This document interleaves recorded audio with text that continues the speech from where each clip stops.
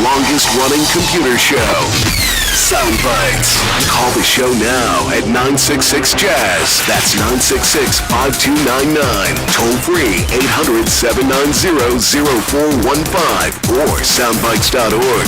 Now, alongside Steve Ray and Dave Enright, here's Nick Francesco on member-supported Jazz 90.1. Good afternoon, Mr. and Mrs. American, all the gyps in the BC. It is Saturday, the 6th day of January, Anno Domini 2024. And you lucky people, you're listening to Sound Bytes. I'm Nick Francesco. I'm Dave Enright. And I'm Steve Ray. And it's 6 minutes after the hour, we are going to be bringing you news, views, things to choose, nothing to lose. Kick off your shoes, don't get the blues. Did you pay your dues? Here comes the news. And yes, it is this is the first show of 2024. Wow. Very exciting. Yeah. How many times have you messed up the date?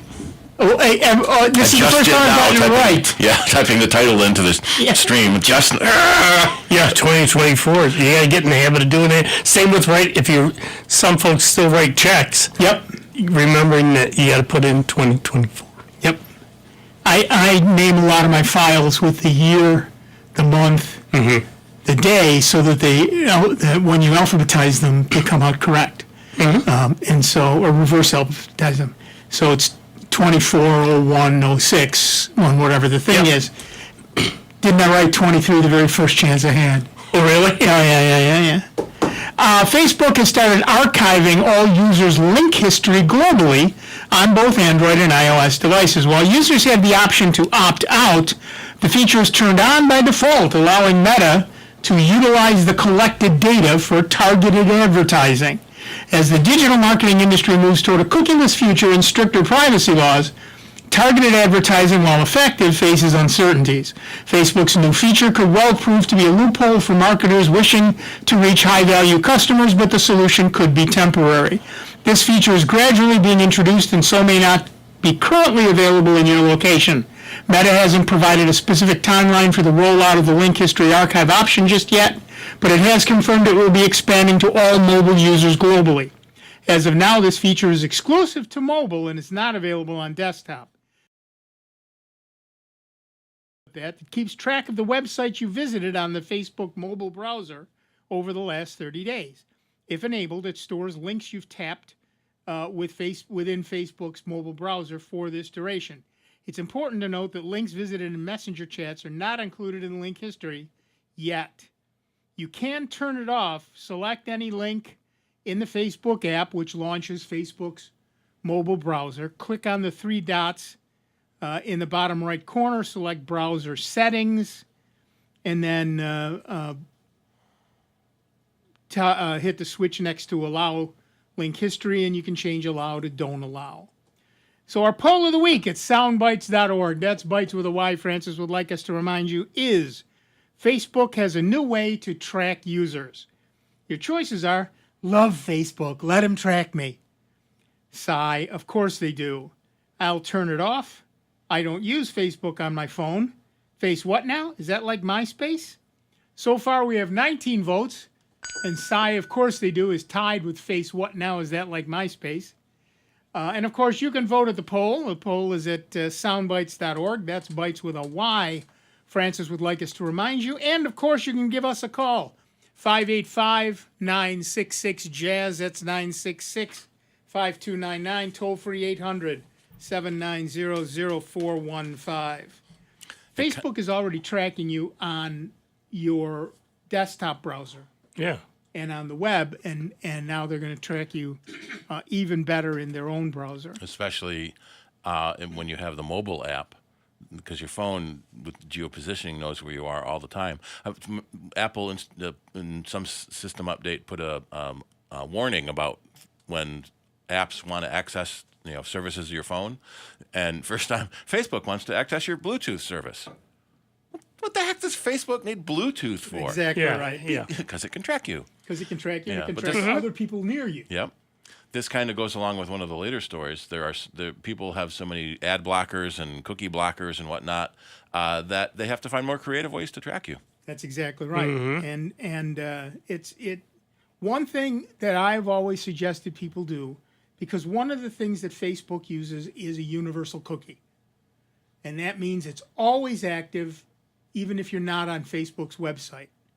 And of course, they've got the Facebook trackers, which are single pixels that they put on lots and lots of websites and in lots and lots of ads so that they can then follow you across anything you do. So one of the things that I suggest people do and that I do myself is I use a completely different browser to access Facebook than I do everything else. So Facebook only ever sees, because cookies, while they can be cross site, so far at least can't do cross application.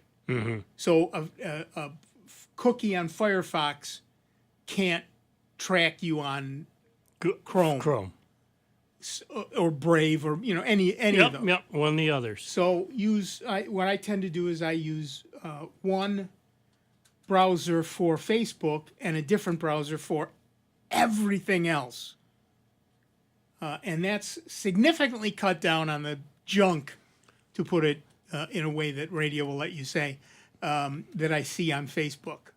Because it just doesn't know who I am or where I'm going or what I'm doing. I'm a blank slate as far as Facebook is concerned. One thing that annoys me is, you can see certain stuff on there, and maybe I'll go and check this out and maybe purchase it.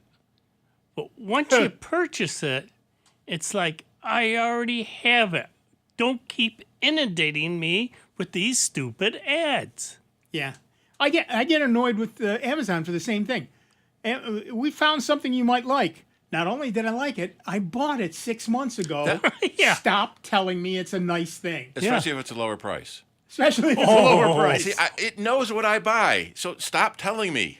Yeah, rub it in. Yeah, you might like the, It's like the old commercial that we used to see on TV. The guy with the computer in the back of his car, driving down the highway. Yeah. Got the big smiling, and he's got it at a great price. My and T5 computer, and goes by the big billboard that says, new T6. Yep. At a lower price. Yeah. Yep. Well, I have a couple of friends, and those of you listening know who you are, who are huge fans of one environment, whether it's Google or Apple or whatever. Every time some device comes out for that environment, they have to buy it. Mm-hmm. And sometimes they come out long enough apart that it's not a problem. Yeah. Sometimes they come so close together, you barely get one unboxed when the next one's available to you. Yep.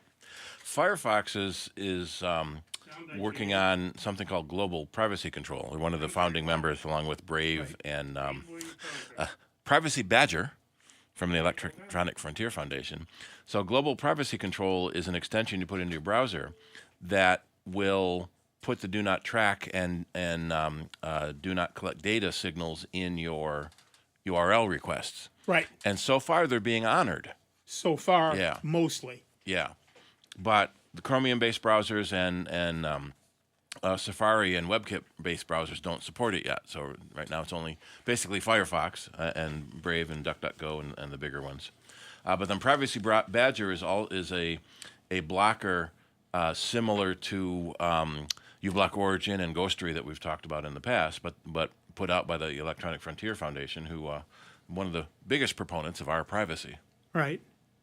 All right, to the phones. Our first caller is Dave from Canandaigua, New York. What's up, Dave? Oh, me already. Yeah, I got a bunch of questions. I'll try and keep it short. Working on Google for nonprofits, the workspace thing. Yeah. And we also stream from YouTube. I'm from Zoom into YouTube, and it automatically launches Firefox for me. And I presume that's because it's my default browser. Right. Okay. So the problem is that it could be anybody sitting at that computer, and it tries to do two-factor authentication. And I'm wondering if like a security key would overcome all that. Like Sometimes. USB. Yeah. Or the YubiKey, or I guess pretty much everybody else got out of security dongles, didn't they? The PayPal dongle, the Titan key. Yeah. One of the so something like the YubiKey that does do the one-time passwords, can work on a lot of those systems. But there was just a question on Security Now last week about it, that somebody turned that on, and they turned on passkeys, and then it starts ignoring the one-time password requirements, the two-factor authentication requirements. Yeah, passkeys is better than a password, but it's still not enough. So he was mad that Right. I forget what website it was, turned off two-factor because he turned on passkeys. But something like the YubiKey one-time password, the problem is not many sites use those. Google and Microsoft both have software-based authenticator apps, annoyingly both called Authenticator, Right. with very similar icons, so I never know which one I used when it asks me again. But you can also do something like that too. Would those work on a Windows PC? Well, the problem is they work on the phone, and your real Yeah, problem that's is my that problem. right. The person sitting at the computer may not have that phone.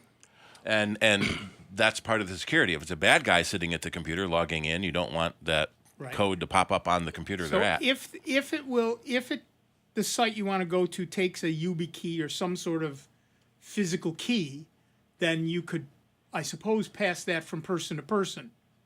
But I envision it key- getting left at the computer, which means there's That's where it's the risk of someone getting into that computer is low, and the problems, if they got into it, are not really that significant. Question, though. Somebody could launch a Zoom session or whatever, but I mean, it's dedicated. yeah, let me just ask a question.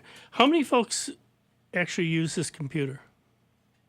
Would you say, roughly? Well, let's say 3 or 4. Okay. My question is why not set yourself up as, say, the administrator, and then you create a whole nother identity for guest, which use, a different window and a different browser. Do they have to use that browser? Whereas if you were to make... the question is not logging into the machine. It's when you start Google Meet. It wants two-factor authentication. How many Yeah. people are using this? Is it 1 or 2, or is it? He said 3. Dozens. Well, yeah, 3 or 4. I mean, I'm trying to build it up because it's a Yeah. small organization, and Because you trying to can get you can add people trusted filling- phone numbers to your Google account, so it will send the code to someone else's phone. It doesn't always have to be your phone. I didn't know that. Yeah, I've got like I 3 thought numbers only on one. my Google account. But it sends it to all of them every time. Well, ask me which one I want to send it to, Oh, okay. because I've got my home number, my work number, and my personal cell phone number. Yeah. Okay, I will look into that because that would solve my problem. Is whoever gets brought in to actually run a session, they know their own phone number, presumably. Okay. Yeah. Well, Theoretically, they should, yes. Yeah. A quickie is it worth the trouble? I have the DNS records that I kind of fell into all this stuff, and I had to do a bunch of things to solve other problems. And I looked in the CNAME file. There's all these entries in there that I'm pretty sure are obsolete. Is it worth trying to get rid of them? But how do you figure out which ones are actually? Yeah, that's the that's problem. a hornet's nest They're there. not, if they're not bothering anybody and they're not causing a problem, just leave them. And they're not that big anyways, are they? Just leave them. Okay. It's so much safer. Yeah. That's good enough. And the only other one, I assume the answer is I'm up the creek, is that I have a website that was developed using Divi on top of WordPress, and you cannot go from Divi to anywhere else. You got to redo everything. Yeah, don't know if you're basically SOL, severely out of Yeah. luck. Yeah, sorry. Okay. Well, that's enough for now. You'll be hearing from me later, and I have one rant for you. Okay. Okay. Gray text on a white background uses more energy than black text because you're turning the pixels on or off, yet more or less. They're ruining the planet. Yep. Yeah, okay. Thank you, Using Dave. more energy. Most systems have added a dark mode now. Yeah. So you got a Yeah. black background with white text.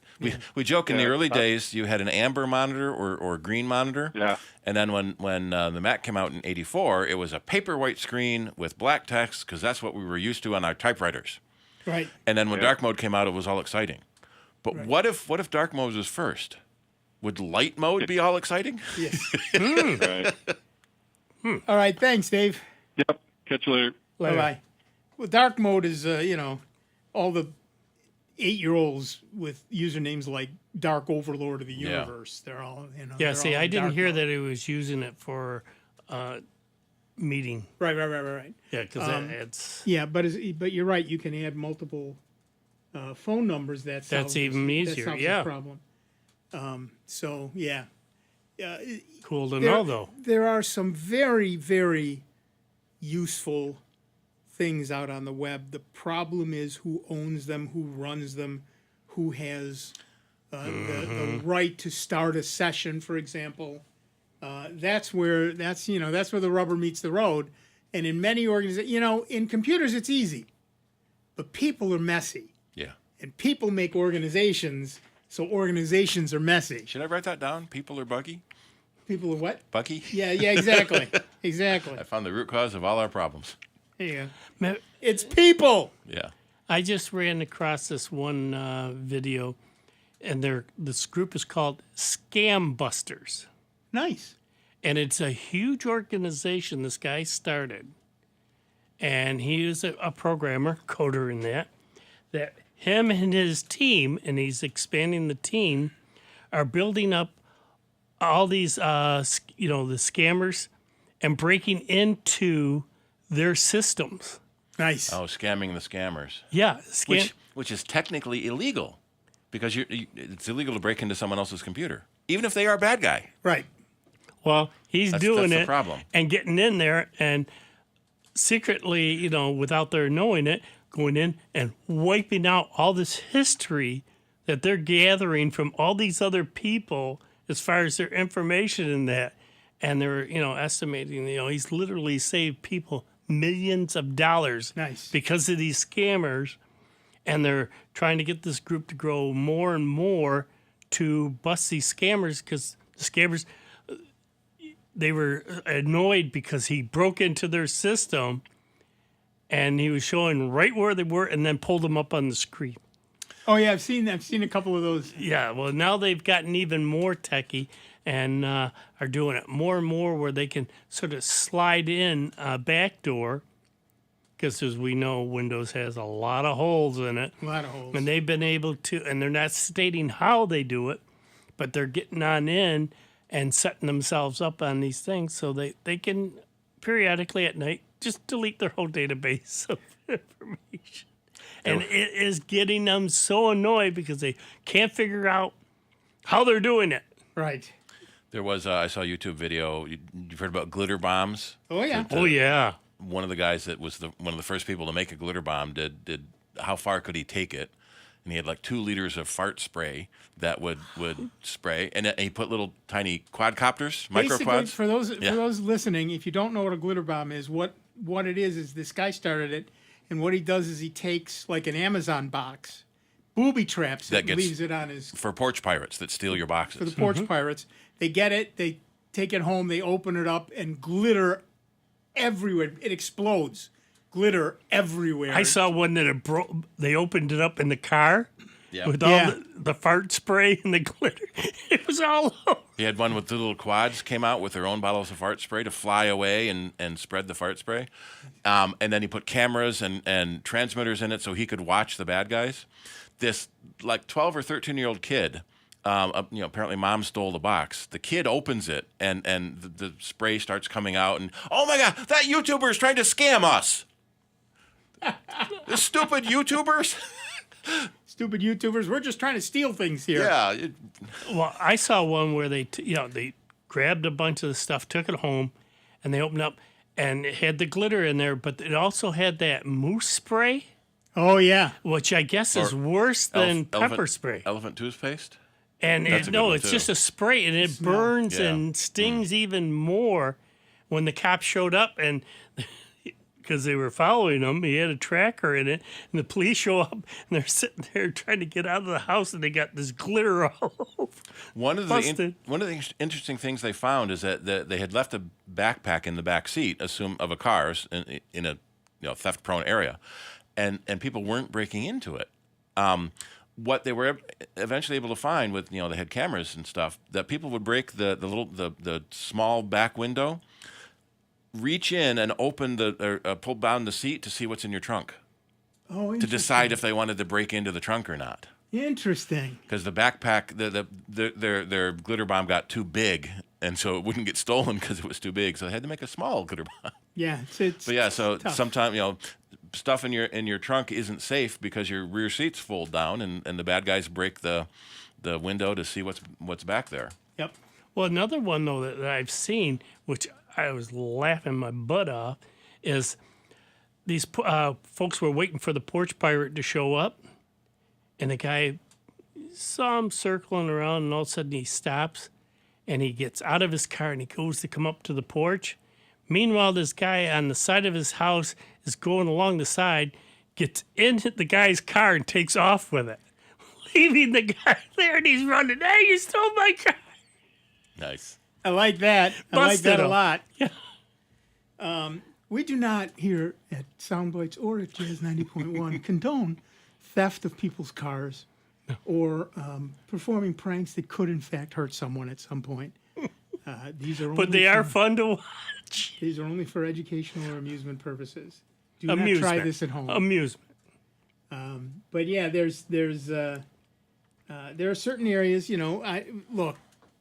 I've heard stories of people who package up cat litter, used. All their Diapers. old garbage, yeah. Diapers, garbage. Yeah, you don't have to take your garbage out; just put it back in the Amazon The box. box and leave it out on the porch, and somebody will Somebody will grab take it for Well, you. the problem is this is getting to be known that people do that. So the pirates are opening stuff on the porch and then dumping it out. Didn't you say you put like old TVs out at the curb so people will take them? Yeah. No. The latest thing now, they'll open it up, take the part they want, and leave all the scattered pieces sitting on your lawn. Yep. That annoys the heck out of me. Well, I saw one where the Amazon guy was taking this huge TV up to the porch and he just threw it down. Yeah. And the folks, what the heck? They had it on cameras. They open up, take it in. It's like a big 60-inch TV. They open up the box. Broken. Somebody already stole it. That's why the guy just threw it, because it was so so light. light Wow. that there was no TV in there, not even the Wow. packing material. He goes, this is the fourth one that's been either broken or stolen. Wow. I thought, wow, Yeah. they're getting brassy. Well, and that's They used to put in a counterweight, so you get a box of bricks, so it felt like the thing you Right. bought was on Now it. they don't bother with They don't that. even bother with that. when I was working at the computer center many, many centuries ago. We had our UPS driver, and I said, "There's a guy." He was bringing in a bunch of computers. I said, "There's a guy just walked into your truck." What the guy who walked into the truck didn't know was our UPS driver had been a Marine. That guy came flying out of that truck onto his back. I've asked our drivers, do you ever stop and think how much money you're carrying in the back of your truck? No, I don't want to think that. Yeah, you don't want to think about it, absolutely. But yeah, that fellow, that may be the last time he ever tried to break into somebody's truck. Certainly by the time he got out of the hospital, he wasn't thinking about it. Yeah. But don't forget, folks, you can give us a call, 585-966-JAZZ. That's 966-5299. Toll free 800-790-0415. We're going to take a quick break. We'll be back in just a couple of minutes with Dave Enright, with Steve Ray, with me, Nick Francesco, and with you. It is 29 minutes after the hour. You're listening to the longest-running computer show in the known universe. That's Soundbites, right here at the truly great and truly grateful to you that we are member-supported Jazz 90.1. We will see you in just a couple of minutes. Online 24 hours a day, 7 days a week at soundbites.org. More with Nick Francesco, Dave Enright, and Steve Ray. NBC News Radio, I'm Gina Kodiak. The Supreme Court will hear oral arguments next month on Donald Trump's status as a presidential candidate. That after a ruling in Colorado declared him ineligible because of his alleged actions leading up to the January 6th Capitol riot. Trump's campaign team released a statement saying it's part of an effort to stop Trump's re-election, and they're confident the Supreme Court will side with them. The case will be argued on February 8th. President Biden says democracy is on the line in the 2024 election. Biden slammed GOP frontrunner Donald Trump and his allies for their attempts to keep Trump in power following his 2020 election loss. Biden called Trump's actions on the day of the attack one of the worst derelictions of duty in American history. A new COVID variant is now accounting for more than half of the cases in the U.S. As of January 5th, the strain JN1 makes up more than 60% of U.S. cases and is the most widely circulated COVID variant globally. Dina Kodiak, NBC News Radio. Aw, our bitey little pterodactyl is ready to leave the nest. This is Sandra Singlo with the lowdown on science. Imagine it's 200 million years ago. Look, up in the sky. It's a pterosaur, aka pterodactyl. Do they learn to fly right out of the egg? Or later, like modern birds? Darren Nosh from the University of Southampton and colleagues wondered. They studied the bones of 4 fossilized hatchlings and still-in-the-egg pterosaurs. The team measured the bending strength of the dino's humerus bones, similar to our upper arm bones. They also calculated the wing size and the ratio of wing span to wing area. So, how did baby dinos compare to adults? Humerus bones on these youngsters were similar or even stronger than flying adults. They also had shorter and broader wings. The researchers believe this means baby pterosaurs could probably flap away straight out of the egg. No parental guidance needed. Their shorter wings likely made younglings nimble enough to live in crowded habitats like forests. Free as a bird, or well, a pterosaur. The Lowdown on Science is produced by LDOS Media Lab in partnership with the University of California Irvine Science Communication and 89.3 KPCC, and made possible with the generous support of the Fuse Family Foundation. Because you heart Jazz 90.1, we're streaming now on the iHeartRadio app. It's where the groove survives and thrives. It's where you'll hear everyone from Gray Boy to Grant Green, Sly and the Family Stone to Jimmy Smith, Charles Earland to Charles Wright. It's the Soul Jazz Spectrum, Sunday nights at 9 on member-supported Jazz 90.1 and jazz901.org. Tune in or listen on the Jazz 90.1 Audio Vault or search for Soul Jazz Spectrum on Mixcloud.com. I'm Chuck Angersall, inviting you to join me for what it was, what it is, and what it will be. The Soul Jazz Spectrum on Jazz 90.1. Are you thinking of adding a pet to your family? Greece Residents Assisting Stray Pets, or GRASP, is committed to reducing the number of homeless pets by placing dogs and cats into compatible, loving, permanent homes. For more information on how you can give a homeless pet a second chance through adoption, visit graspinc.org. GRASP, striving for the day when every dog and cat will live in a loving, safe, and healthy home. Did you know that HIV is still a problem in the U.S.? Did you know that HIV is not the same as AIDS? Did you know that when HIV is undetectable, it is also untransmissible? Did you know that 21% of new HIV cases in the U.S. occur among those ages 13 to 24? Now you know. Get the facts about HIV and get tested. The Elizabeth Taylor AIDS Foundation can help you find free, fast, confidential testing near you at etaf.org/resources. Jazz 90.1 weather. A winter storm is marching its way up the eastern seaboard, setting the stage for an accumulating snowfall here across all of Rochester, western New York, and the Finger Lakes. We'll look for a cloudy sky for your Saturday, with snow developing by later this afternoon. The high temperature in the mid-30s. Tonight brings areas of snow and a little bit of rain mixed in as well. Accumulations of 2 to 4 inches by Sunday morning. Temperatures Saturday night dropping to near 30. I'm meteorologist Josh Nichols for Jazz 90.1. And currently right now with overcast skies, it's 32 degrees out at the airport and 33 here at member-supported Jazz 90.1. Hi, this is Rick Petrie. Please join me Tuesday nights from 9 to midnight for North Star Sounds on member-supported Jazz 90.1.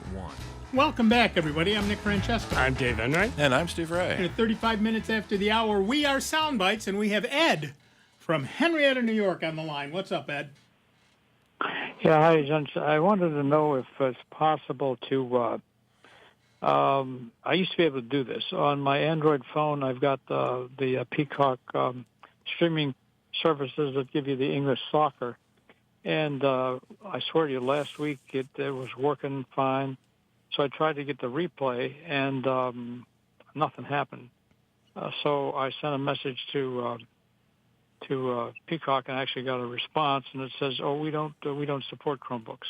Well, I mean, either that, I'm not sure, something's wrong somewhere. But my question is, I was on the phone, and Chrome OS has got something that says that you can move the signal from your Android phone to the Chromebook through Chrome OS, and a couple of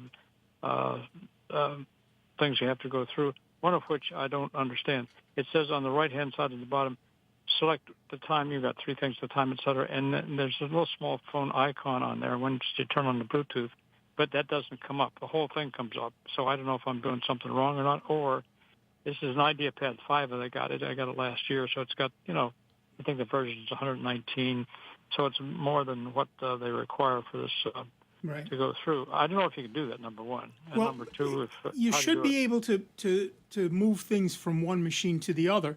And yes, when you hit the clock, a whole bunch of stuff comes up. But in there is the icon for Bluetooth and the icon for all kinds of things.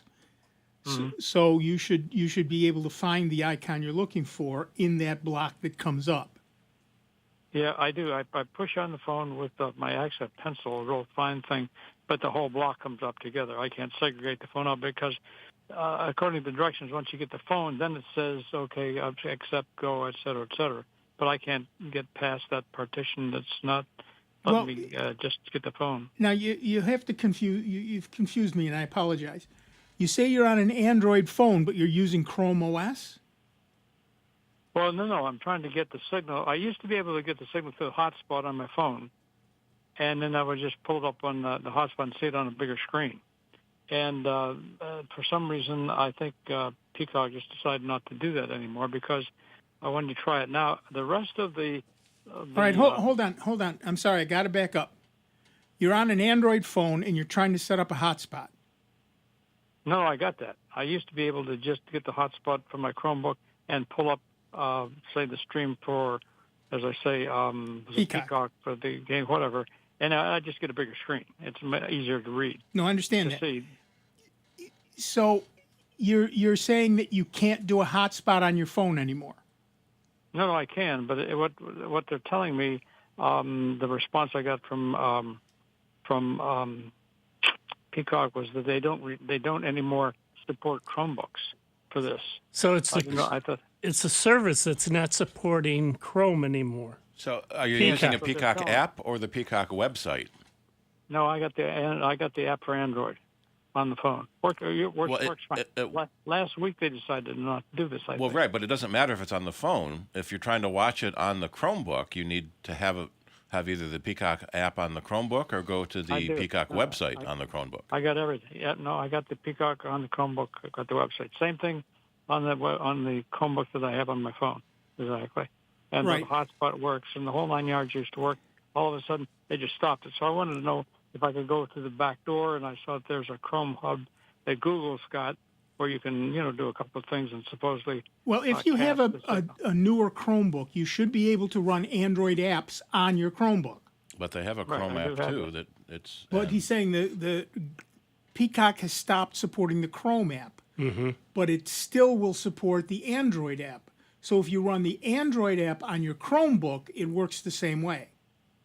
Yeah, I'm just surprised that it's still in the Google Play Store if Peacock is not supporting it. That I can't help you with. And you're sure you're logging in with the right Peacock credentials, and you have the subscription. Also, the thing is, it works on the phone. Yeah, when was the last time you updated your Chromebook? I think I just cleaned it out last night. I rebooted it and cleaned out the cache, et cetera, like you're supposed to do. No, I'm saying updated, actually ran an update on your Chromebook. Oh, I mean an update? I think there's one pending. Because what's happened is a lot of people are saying that they could not run the Peacock app, but the actual Chrome app, but after an OS update, they could. Oh, I see. Okay. So that's a good point. At the very least, try running that update, and then maybe, let's try this. Erase the Peacock TV app from your Chromebook, update the Chromebook, and re-download the app. Install that, set it up. Yeah. Because what's odd is that it works on the phone fine, but the picture is just kind of like it's a little small. No, I understand that. I do. And the other thing you should be able to do, actually, if that continues to be a problem, is you should be able to cast the picture from one device to another. Right. That's what I was trying to do exactly. I was reading about and that's what, when I got hung up, it said tapped in the bottom right for I tapped that phone icon, but the whole 9 yards comes up. You can't segregate that phone icon out to go to the next step. It'll say get the phone and then tap on that, and then it'll bring it up, and then you go to you turn on the Bluetooth, and then I think the next procedure is... Yeah, none of that is necessary. Absolutely none of that is necessary. Okay. Because when you cast, it goes over the actual Wi-Fi network. I got you. Yeah, because I see it says it says strong Android, blah, blah, blah. I'm on a hotspot now. I'm looking at the Chromebook, so that part... The other thing that's odd, I just okay, we weren't done with that though. The thing when you go to this can't never think of it, Peacock, the site, you can pick up football, baseball, basketball, whatever. Works fine. It streams it great. And except for some reason, I don't know if they're having problems with the English League or not, but it just will not give you. It'll give you the highlights. But you can't get the replay games for some reason. I don't know if they're just, figuring, hey, you don't deserve that or not. Are the games not listed, or are they listed and don't play? No. The replays they're all listed. If you miss a game, I saw it. This is why I don't know what's happening. Maybe they're going to come on and want some more money because last week I got partial live game, and then I went back to it, and it just stopped. So I figured, well, the heck, I'll just watch it on my phone. So I wanted to watch it again, see the replay. So I started it, I think, a couple of days ago. And then the replay would come up, and it would start, and the little icon would start to circle around, and it would stop. And you get a blank screen. Then you'd wait for blacks, and then it says, Peacock's not responding. Do you want to shut it down or send a message? So I tried it a couple times, and I went back to it again, and you could see some other things, the highlights, which are also streamed, that comes through fine. So I don't understand. Yeah, it sounds like the problem is at Peacock's end because if some things are working and some things are not, they're all coming from the same source. So the problem sounds like it's at Peacock's end. And on Peacock TV's website, they still claim to support Chrome OS. So yeah, you might want to go back like we originally said. First, uninstall that program, do the update on your Chromebook, and then reinstall the Peacock. Gotcha. Okay, that's a good point. I'll do that today. Thanks a lot. Okay. Appreciate it. Yeah, that's one other thing that I ran into because I had a subscription to Paramount Plus. Oh yeah. And that's coming up, and they wanted $130, and I heard that down the road it's going to up. They're all increasing their prices. I go, no. So I call them up to cancel. Because I took it off of autopay. That's one thing, folks, when you sign up for these subscriptions, the one thing I would caution all these folks to do is go into that site and check the settings for renewal and turn off auto renew. Although sometimes you get a lower price if you're on autopay and auto renewal. Right. Because they want you to forget to cancel it. Yeah, well, I had gone in and turned off the auto renewal, and I've done that before. So I call them up and says, "Yeah, no, this is too much money. I don't want it. It's just too." Well, what if we give you a year for half that price, 50% off? So instead of $120, they go $60. He goes, we can, like I say, give to you for a full year because the wife likes it. All right, so tell you what, I'll for the $60. He goes, well, I can take one more penny off of it and make it $59.99 for less than $60. Less than $60. So he goes there. Now you can tell her it's less than $60. I said, okay, got it now for another year for $59.99. So we have to have it for all the Star Trek shows, right? The wife's got it. She's got a couple programs that she likes watching, and it's like, okay, now I can get it for half that price. Well, we have to all now wait and see how well Amazon does now that they're putting ads on the paid service.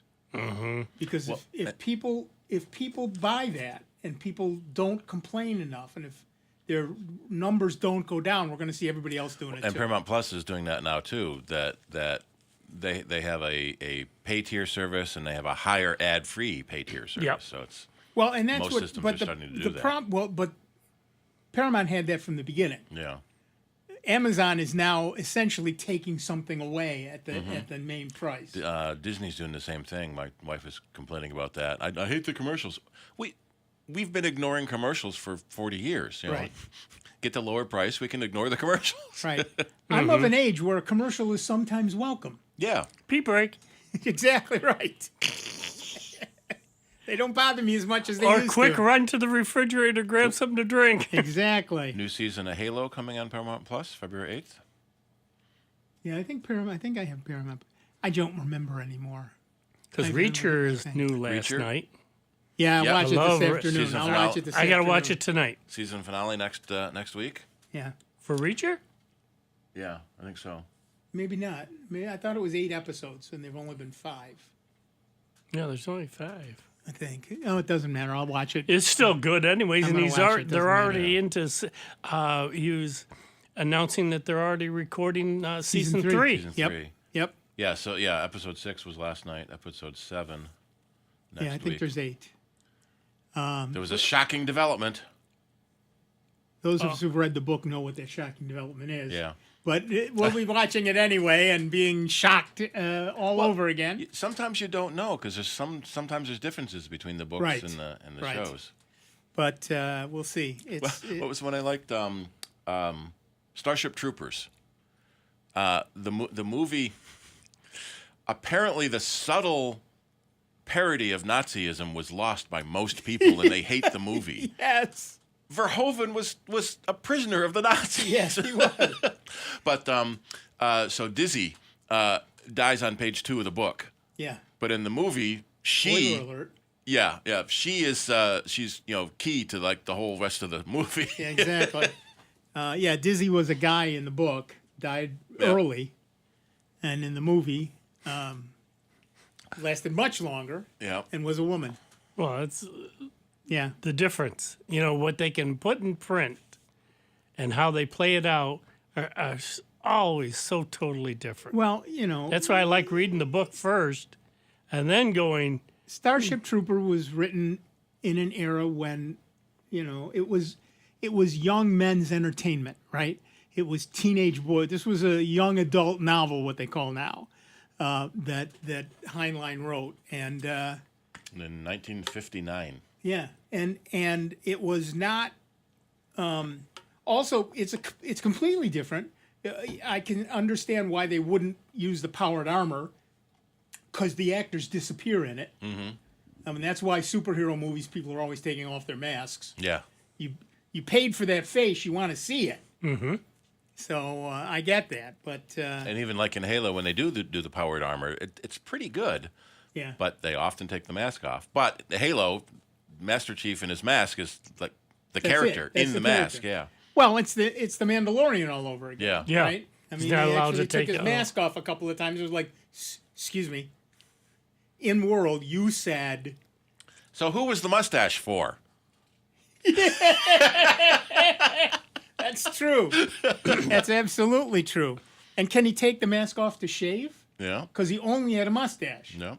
Well, they can take their mask off to eat, and that's As long as there's nobody else around. Yeah. Yeah, They'll have they to go out. usually go off to their own areas to take their mask off to eat. Yep. Well, listen, I might as well read this news item. Google has just disabled third-party cookies for 1% of Chrome users a year after it first introduced its privacy sandbox project. The company announced late last year that it will kick things off by disabling cookies for a random 1% of Google users globally on January 4th. Chrome owns more than half of the worldwide browser market share, and that means Google has killed cookies for 30 million users. People included in this rollout will see a notification when they launch their browsers, telling them they're one of the first to experience tracking protection. It also explains that tracking protection limits sites from using third-party cookies to track them as they browse. Since this rollout is bound to break a few websites that have yet to adapt to a change, that will affect most people who go onto the internet. Google will allow users to temporarily re-enable third-party cookies. They can do so by clicking on the eye icon that is now on their browser bar to toggle off the new feature. Again, this is only for 1% of people, so don't call us and say, I don't see the icon. But they're going to roll it out. Right. Google's Privacy Sandbox initiative, just like its name implies, was designed to be an alternative to cookies that will allegedly allow advertisers to serve users ads while also protecting their privacy. Excuse me. It assigns users to groups according to their interests based on their recent browsing activities, and advertisers can use that information to match them with relevant ads. The system is supposed to be less invasive than cookies. All data and processing take place on the device itself, and Google says it will store user interest for only 3 weeks. The project is, but boy, are you going to see ads for those 3 weeks. The project has caught the attention of regulators over concerns that it will make the company even more powerful than it already is. But if all goes well, Google will continue to roll out tracking protection over the next few months until it has disabled all third-party cookies for all Chrome users by mid-2024. So again, if you're not seeing that little eye icon and don't know that what's going on, don't bother to call us. It just means you're not part of the 1%. Listen, you've never been part of any 1%, so don't start thinking you are now. But sometime by mid-2024, you will you will see that third-party cookies are disabled, but it isn't there for you yet. So do you care if Google tracks you? Give us a call. 585-966-JAZZ. That's 966-5299. Toll-free 800-790-0415. And Security Now did a big deep dive last August on how the technology of it works. Google's calling it topics because it's generating topics as a something you're interested in to tell the advertisers. And one of the neat things is that they randomly pick a topic you're not interested in to help muddy tracking ability. Right. So it's interesting to see if this is going to catch on. Well, since Chrome is doing it, Chromium will do it. All the Chromium-based browsers will end up doing it. And the only one that won't then is Firefox and Safari. What about was it Brave and DuckDuckGo and all of those? I think they're all based on Chromium. Okay. So they're all using the same base. Well, Google keeps getting hauled into court for advertising, but they make their money from advertising. Yeah. So they have to track people for advertising purposes, but they can't track people because it invades their privacy. So what do? So Google's trying a lot of stuff, and some of it I think is going to be to our benefit. The federated learning of cohorts failed. Right. So now we're on to topics. Yes. Well, they're throwing anything up to the wall and see what sticks. Well, exactly. Yeah, so advertisers want to know all this information, and people don't want to give that information, but people want relevant ads. But we don't want to... If I'm going to see an ad, I want it to be a relevant ad. But I don't want to give the advertiser any clue about who I am, right. So they can give me a relevant ad. So the advertisers don't know what to do either. It's a conundrum. Yeah. Double-edged sword that cuts both ways for good stuff for us and annoying stuff for us. I would definitely rather see zero ads than irrelevant ads. I'd rather see zero ads. Me, personally, I'd rather see zero ads. I know what I want to buy. Yeah. The problem is advertisers have had all this data for so long they don't want to give any of it up. You think back to the old TV days. You had no idea who was watching a TV show and what advertising you would put in a show. And then they started having Nielsen ratings, and people said what show I'm watching. So then this show skews to an older audience, this show skews to a younger audience, so we know what ads to put into it. Right. Same thing with billboards on the side of the road. Who sees them? Well, everybody. So if it's a generic service or whatever, okay. Yeah. But I can't target an ad to a group on a billboard. My uterus is just fine. I don't need this medicine. Right.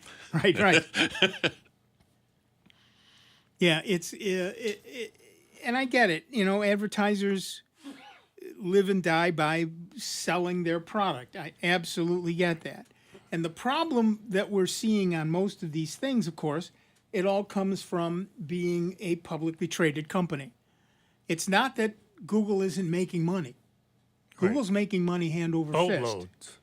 They're not making enough money to satisfy their shareholders. And they have a fiduciary responsibility to make more money every quarter. Remember, every company that is publicly traded, the customer is the shareholder. You are the product they bring to the customer. That's true of Apple, of Microsoft, of Google, of any publicly traded company. You are the product, not the customer. They'll call you the customer. They'll tell you you're the customer, but nobody cares if you lie to a product. Yeah. So yeah, it's just a thing to remember. One of the reasons that I prefer open source is I'm not the product. Mm-hmm. You know, it makes me happy to not be the product. Are there a couple of things I can't do or can't do as easily as I could if I were a product? Sure. Am I willing to give up being, free of that? No. So yeah, it's a very different mindset. Well, that's like for me. I find such a big difference when my 2 computers upstairs that I do my ham stuff with has to be Windows. It's just what I have to live with now. But when I come downstairs to my other work computer, that's Linux. And it's like that just goes so much smoother, no hassle. Like the one upstairs, I've got some issue now. All of a sudden it's booting slow and I got to take the time to go. It's like, what a pain in the butt. But, I have to live with that. Whereas the one downstairs, Linux, since I put it on, it hasn't given me any trouble. Like you say, it does the updating. I'm thinking, geez, this other program, they just keep saying that they're going to come out with the Linux version, and I'm still waiting because the last update was in February of last year. Right. And they keep promising it. But I understand because they're rewriting it from the ground up, and it's going to be a whole new. So I'm trying to be patient, but Windows isn't making it any easier. Well, exactly. And, You could always go Mac. Hmm? You could always go Mac. You could always go Mac. Huh? I'm sorry, I don't understand those words. Huh? Individually, they make sense. Yeah. When you put them in a sentence, I don't get that at all. I was going to say, why go there, pay more when I can go for free and get and the other Linux? thing is, there truly is very, very little you cannot do on a Linux machine anymore. I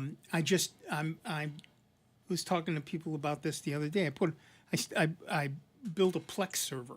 It took me 5 minutes to install. Slacker. Download, install. Download, install basically is all it was.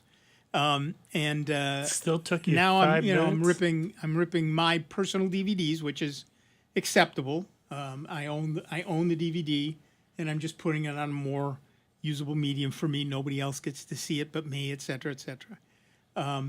But I can do all of that on my Linux boxes, and it's not a problem, and it's super easy, and it's super fast, and it's all free software.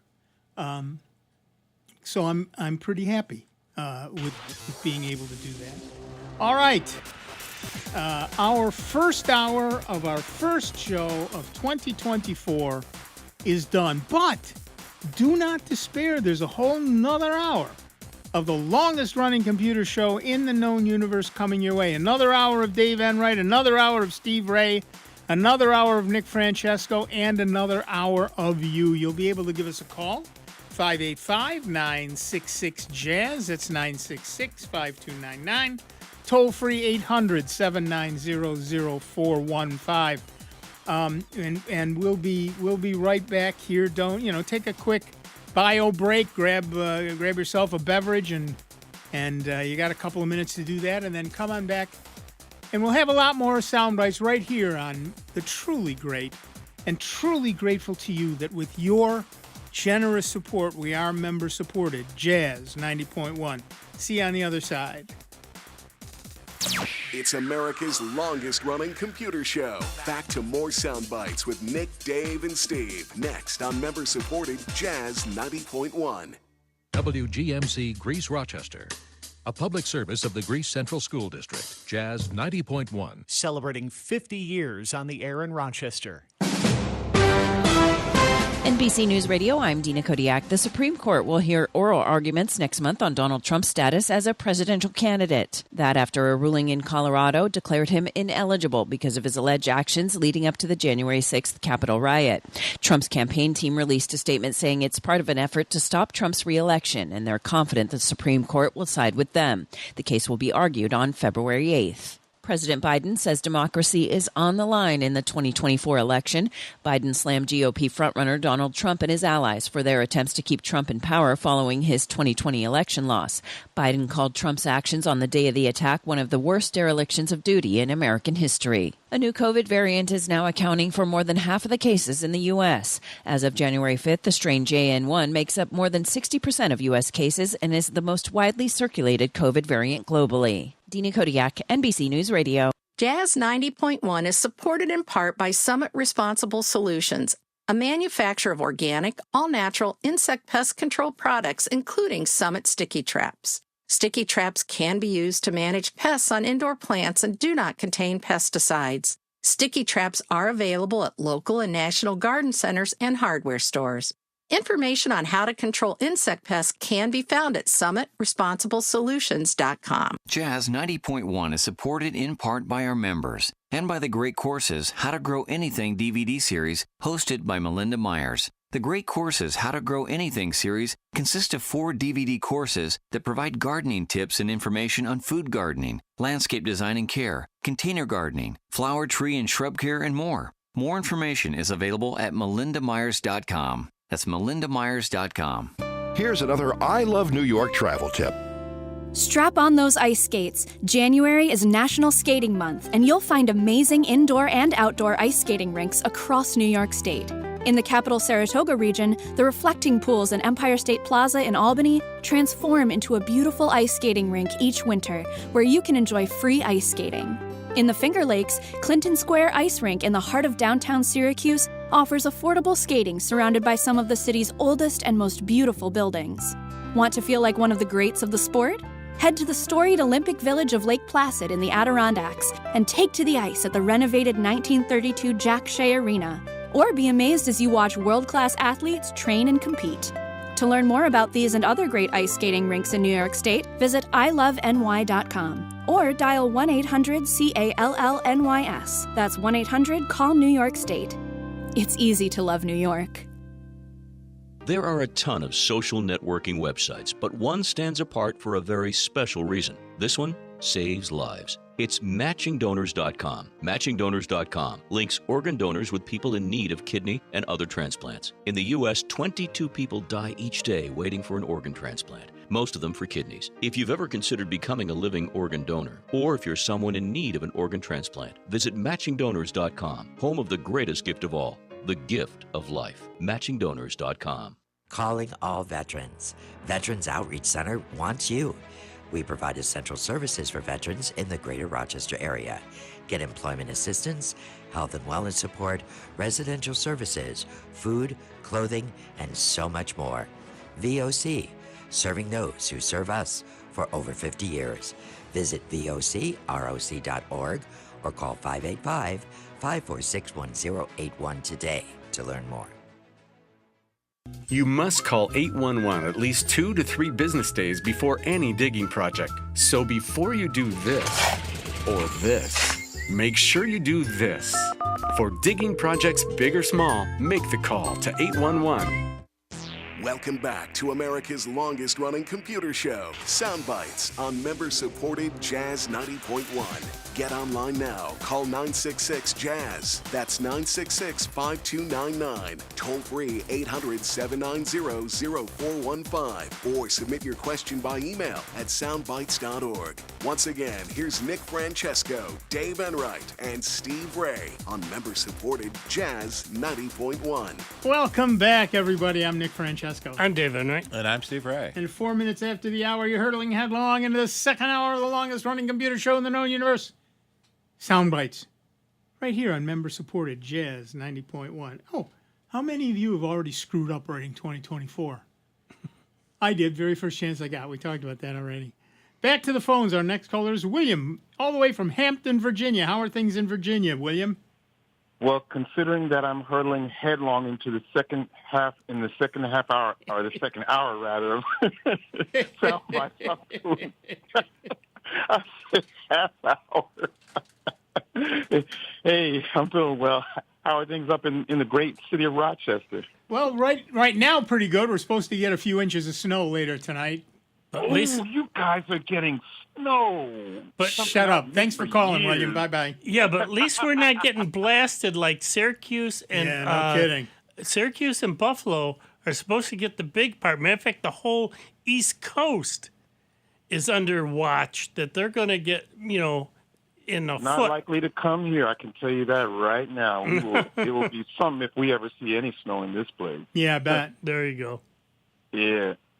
So I've been following you guys' discussion with avid interest, and here's my 2 cents on it. There are two things that I need when I use any kind of social networking website: an account and, I guess, an IP address as well. But I think back to what Nick had said in previous panel discussions about, fudging a little bit on my personal data, like maybe my date of birth or something like that, Right. But anyway, that's my 2 cents on it. Yeah. Well, one of the things that I tend to do when I have to sign up for anything is lie. Mm-hmm. I don't mind lying No. to a website. So, for example, they want, for example, your security question. What was your first car? What was my first car? Purple. Yep. Or generate a 64-character random password. Or generate a password. Save it in your password. They manager. don't. There's no check. It's not artificial intelligence. It's just a field. So you can lie, and as long as I have my NPass open, there's a note field, and I can write in the actual question and my lie. Mm-hmm. So that if I have to go back, and I lie differently on every site. For example, there is no site on the planet where I have said my first car was purple. I say that on the air, but it is not what I say in the site. And each one is different. So on one site it might be purple, on another site it might be plastic, on another site it might be cloud. It might, and Hiccup. whatever word I can think of. Yeah.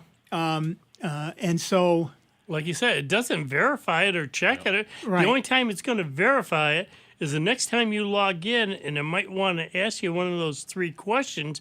You have to remember how you answered those questions. That's why it's a good thing to, in NPass, write it to down. put those security answers in there.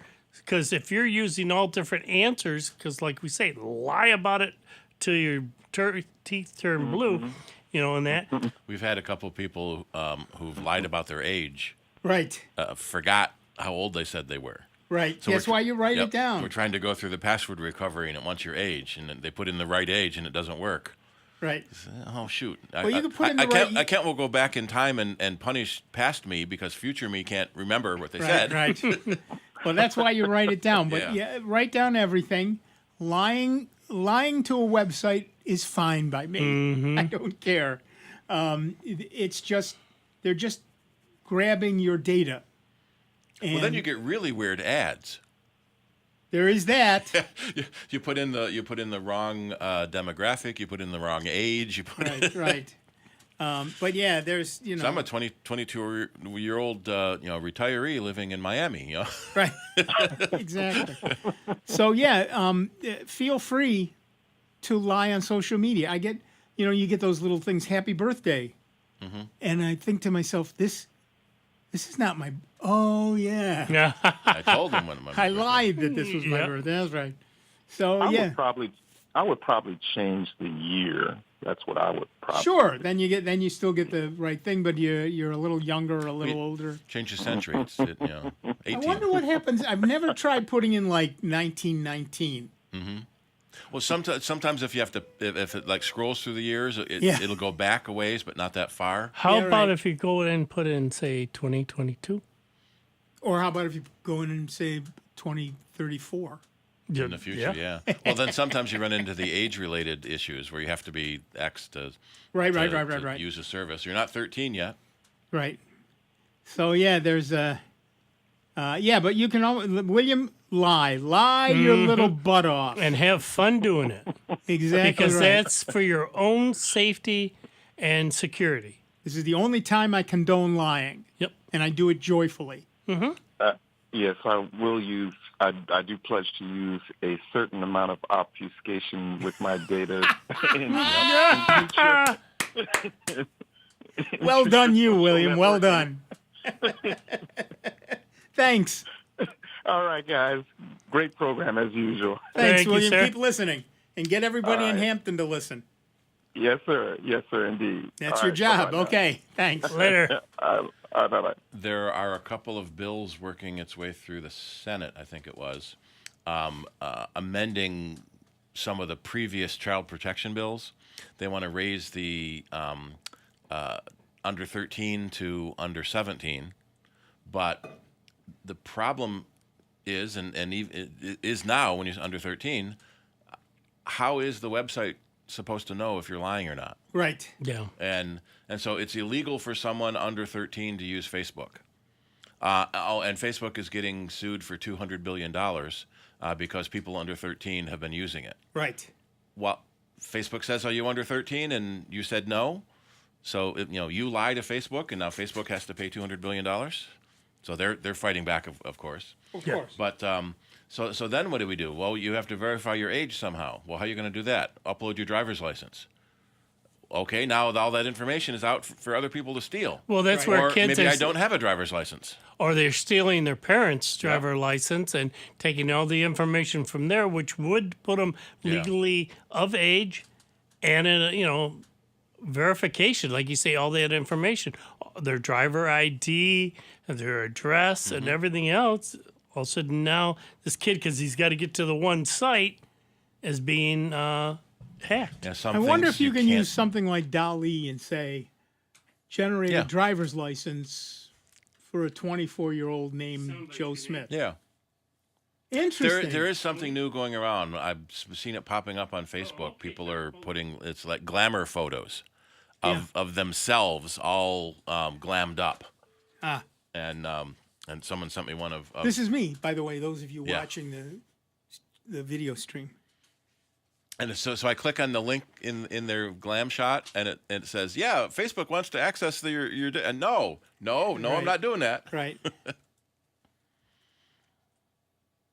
It's crazy. So some things, legislation says you must be this age. There's no technical way to do that. Right.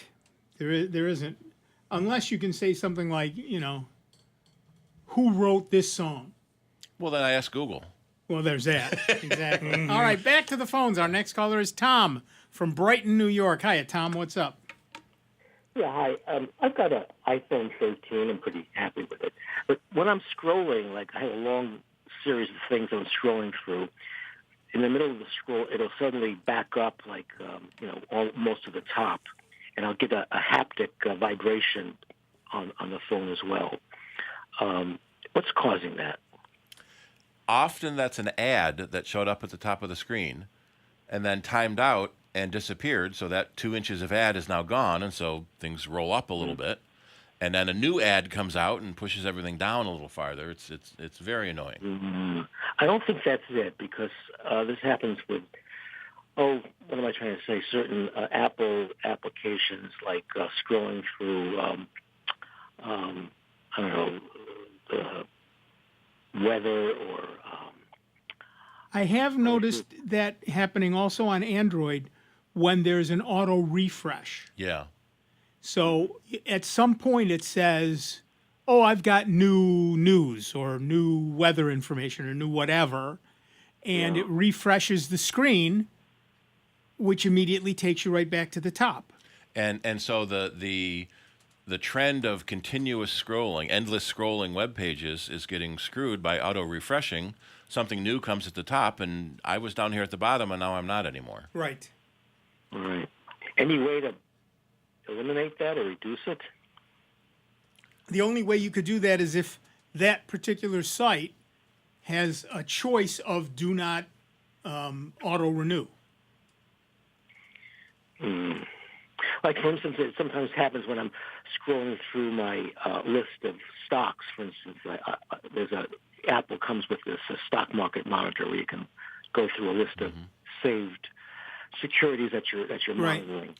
And if that list updates, let's say you have it set to update every hour, you can scroll for a whole hour and not have anything happen. And Or you may not be able to set it at all. That app just does. Well, but what I'm saying is, at the end of that hour, when it refreshes, it'll take you to the top again. So unless you can turn that off, that's going to just keep happening. You can sometimes turn off background refresh for all apps, but then when you want to refresh, it doesn't. Right.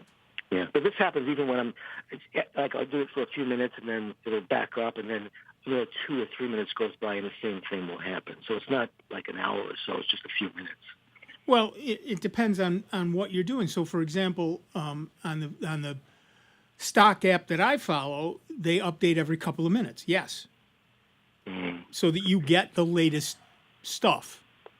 You can pay Bloomberg a metric bucket load of money. And refresh constantly.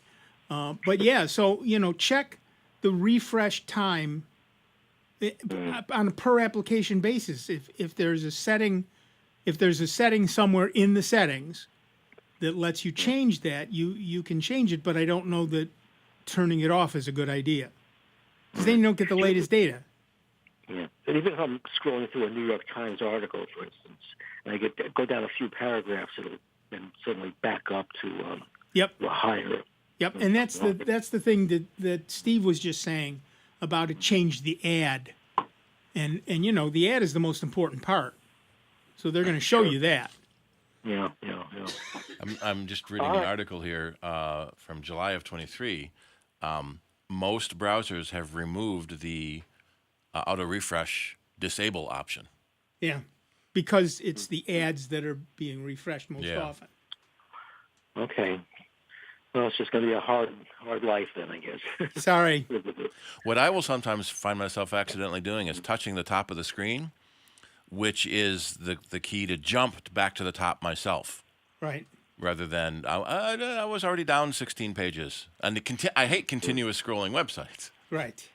I'd rather hit a next button at the end of the page to go to the next page. Right. Mm-hmm. All right, guys. I'll have to work on it then. All right. Thanks, Tom. Thanks. The next button at the end of the page. Bye-bye. There's always something annoying that somebody thought was a feature. Right. Right. Hey, that's auto refresh. You don't need to hit Command R or Control R all the time to refresh this website. I would rather do it that way. Refresh when I want to. Mm-hmm. Right. But you're right. A lot of places, and you're right, particularly the endless scrolling ones. Yeah. Or if you're in the middle of reading something in that section that you were Right. scrolling down to, then all of a sudden it takes you back up to the top. Yeah. I mean, you're in something like Quora or Reddit, and you can scroll down a page for 2 or 3 months. Yeah. Yeah. The most annoying thing would be to have it suddenly pop to the top again in the middle of an article. The other annoying thing sometimes happens is the ad will start following you down as you scroll, Yes. covering what you're trying to read, and there's an ad in the way. Yes. No, I hate that. And by the time you find that itty bitty little X to tap on to make it go away, it's too late. Yep. While you were deep in your holiday hibernation, Microsoft quietly launched Android and iOS versions of Copilot, formerly known as Bing Chat. Copilot on iOS looks like Bing Chat, but it is a new standalone app. It functions similarly to the Chat GPT app. It can chat with you, draft messages and emails, support text-to-image generation. Since the Copilot large language model is powered by OpenAI, you can toggle on GPT-4 to use instead of the presumed default GPT 3.5. That's kind of a big deal because you have to pay for a Chat GPT Plus subscription in order to use GPT-4 directly through OpenAI, but with the Copilot app, GPT-4 access is free, at least for now it is. Copilot also has OpenAI's most advanced AI image generator, DALL-E 3. The launch of a new Copilot app is a bit confusing because there's already a Bing Chat feature on the Bing app, which on the surface has the same look and function.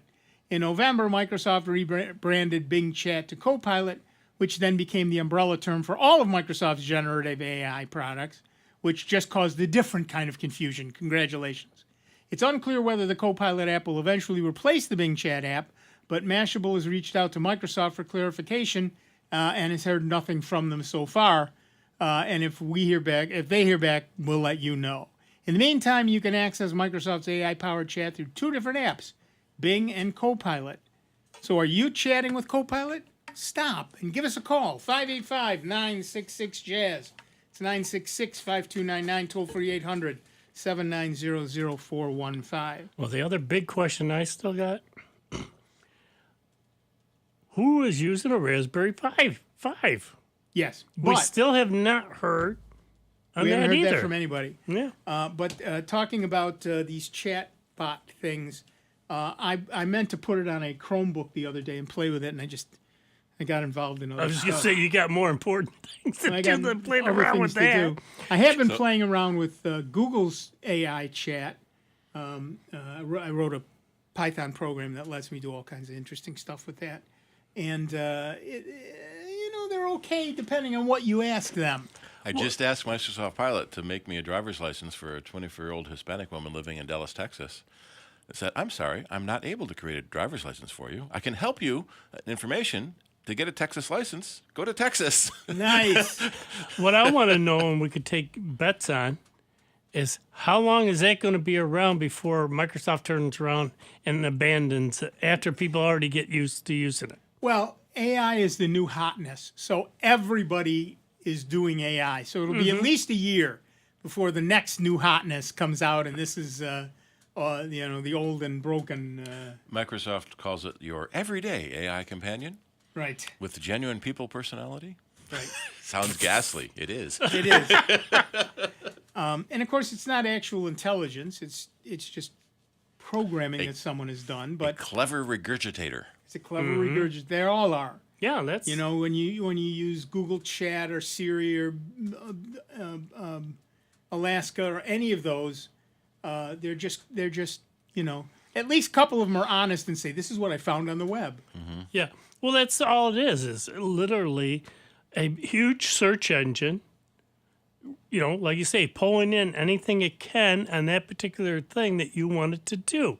And then it's sitting there with some smarts, putting it together to say, you told it to write a report on, I don't know, Elon Musk, and how he his Rocket X and all that type of stuff. Right. It would sit there and do all the searching in that and then come back with a report on that for you to do it. Yep. I've been playing, like I said, I wrote some Python code that let me ask questions and get the answers, and it saves it all in a file, and it turns it into a PHP, an HTML code thing. So I put them up, some of them on my website, asknick.com/AI tests, all lowercase. And you can see 4 of them there, and there are a couple that are kind of interesting. Because right in the middle of one of the answers, it switches to Chinese. Huh? If you go to Google Translate, it follows. I mean, it follows along with what was going on before. It's not like it threw a different answer in there. It's the same answer, but now it's in Chinese. Okay. Yeah. So yeah, and there are a couple of times where it really doesn't make sense. And I had a little discussion about that. I said, "Tell me a joke," and it said, "Why did the teddy bear get an award?" And I said, "I don't know why." And it said, "Because it's outstanding in its field." And I said, "I don't understand that." So it tried to explain it to me. It said it would be funnier if it was a farmer. And it came back and said, "You're right. It would be funnier if it was a farmer. Thank you very much." Basically. So yeah, there's 4 of them up there now. Every once in a while I go in. I don't have anything interesting to ask yet. So, yeah, but it will. They're all pretty much the same. They're all AI, and of course they're all being sued now. All the image generation ones are being sued because they've stolen people's pictures. They've stolen people's intellectual property, and used it to train their Yeah. AI. And so those AIs are drawing things in the style of somebody, So that's or actually stealing a part of that person's picture and sticking it in their own picture. Well, that's why the Writers Guild also had issues. Right. Because of them being, other stuff that's been written that they could be out of work because AI can sit there and steal all this other previous information and scripts and everything else. You that can have been, say, write me a thing in the style of, and you get it. Now, I did that. I just really did that. We were talking about the Shadow novels and how I was starting to read them. When I was a kid, I was very sick, and my father just went out and bought me a whole bunch of books, all the Tarzans and John Carter and Mars and the Shadow and Doc Savage, and I was exactly the right age for those. So I got all the Shadow books recently as EPUBs, electronic copies, and I've been reading them. So and suggested by Steve Organic, I said, write a murder mystery novel about the Shadow in the style of Maxwell Grant, who's the guy who wrote it's the house name of the guy who wrote the Shadow novels. And it did not write me a 50,000-word novel, but it wrote me an awfully good little outline of what you could expand into an actual Shadow novel. I was quite impressed. Now, that's well out of copyright.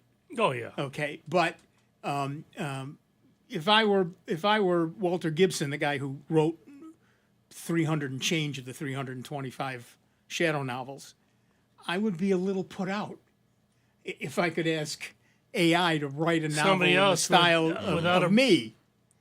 Yeah. I'd be a little put out by that, I think.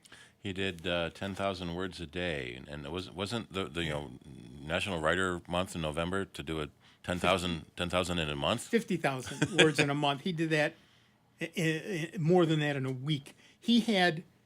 What happened was, it was the Depression, and they came to him and said, we want you to write this novel, right? We've got this radio guy, the Shadow, and people love him, so we want to put out books. Street and Smith owned the guy, and they also published books, so they thought, okay, let's do that. So we wrote a Shadow novel. It sold out in like an hour.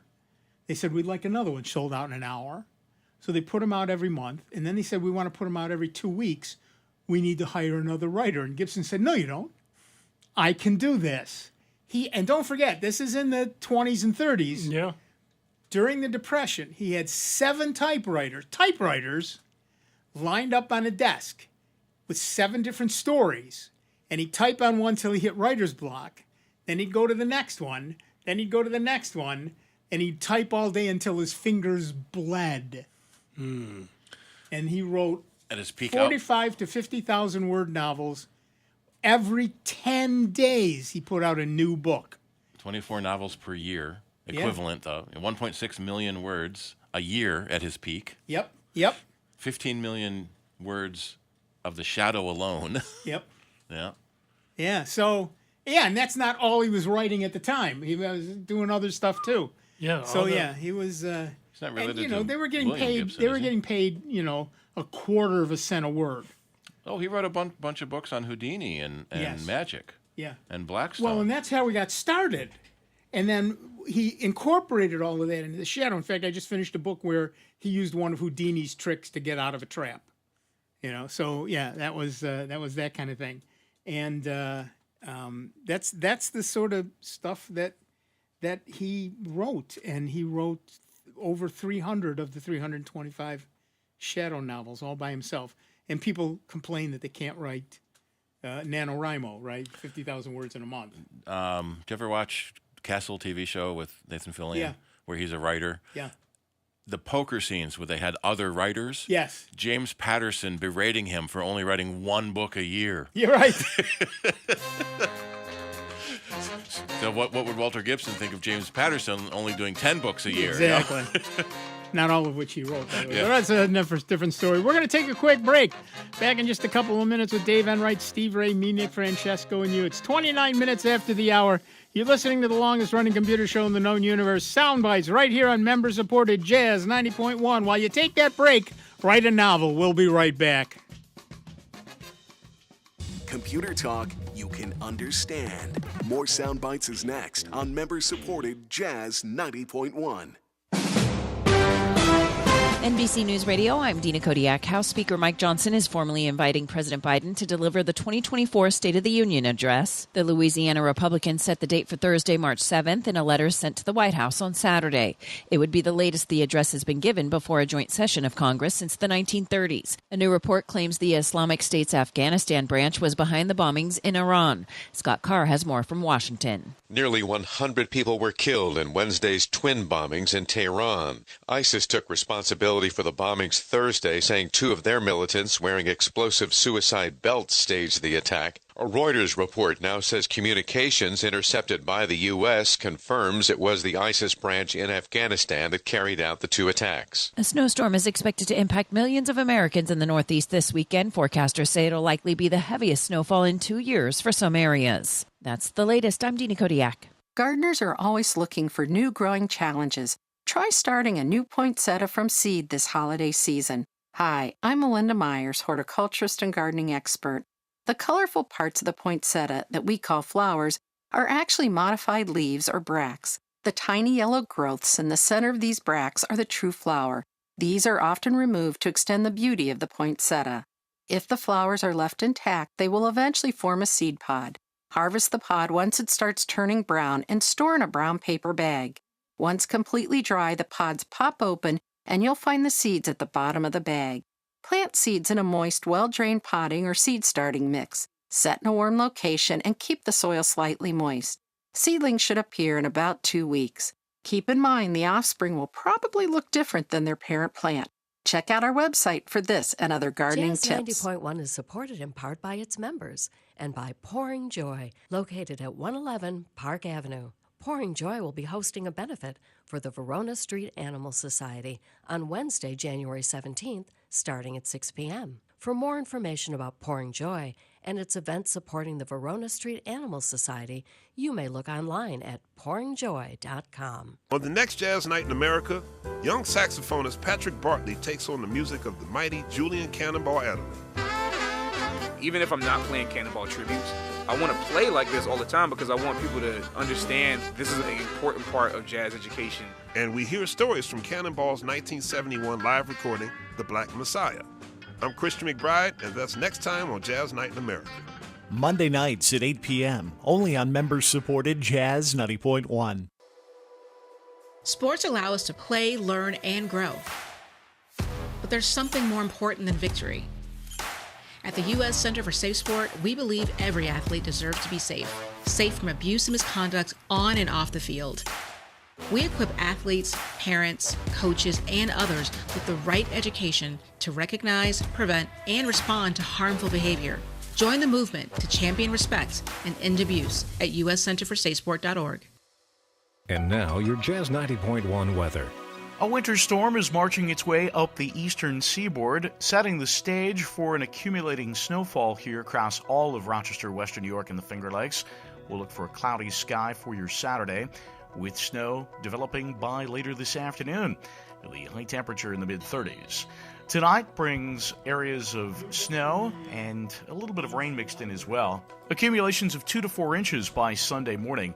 Temperatures Saturday night dropping to near 30. I'm meteorologist Josh Nichols for Jazz 90.1. And currently right now we've got overcast skies, 33 degrees out at the airport and 34 here at member-supported Jazz 90.1.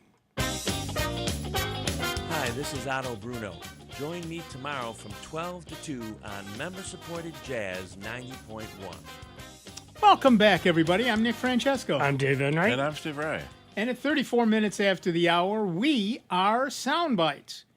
And you can give us a call, 585-966-JAZZ.